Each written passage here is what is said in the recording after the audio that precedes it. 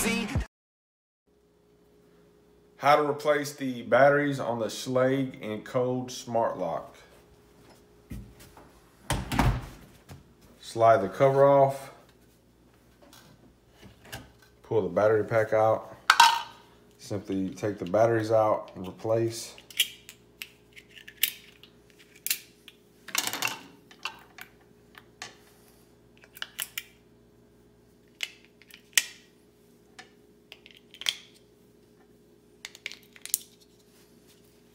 Slide it back in.